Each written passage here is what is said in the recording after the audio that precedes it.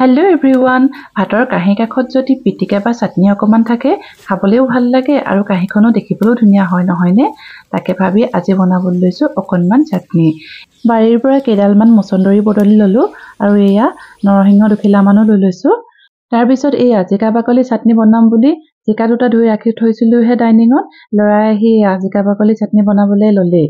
বাৰু যি কি নহওক, প্ৰথমতে জিকাটোৰ ওপৰৰ হীৰাকেইডাল গুচাই লৈ লৈছোঁ, তাৰপিছতহে বাকলিখিনি গুচাইছোঁ।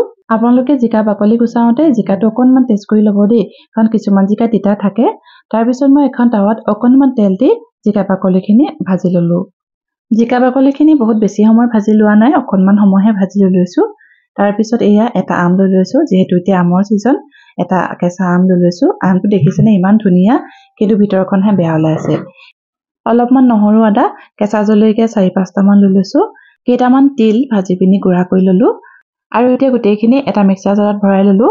এয়া জিকা বাকলি, নহৰু, আদা, কেঁচা আম, কেঁচা জলকীয়া, মচন্দৰী, নৰসিংহ আৰু সোৱাদ অনুসৰি নিমখ দি মিক্সাৰ জাৰত খুন্দি ল'লোঁ। গোটেইখিনি ধুনীয়াকৈ খুন্দা হৈ গৈছে। এতিয়া ইয়াৰ লগত দি দিছোঁ এচামুচ তিল। আৰু এই চাটনিকণ খাবলৈ যে খুব ভাল হয়, মই কিন্তু খাই খুব ভাল পাওঁ। আপোনালোকে এবাৰ ট্ৰাই কৰি চাব।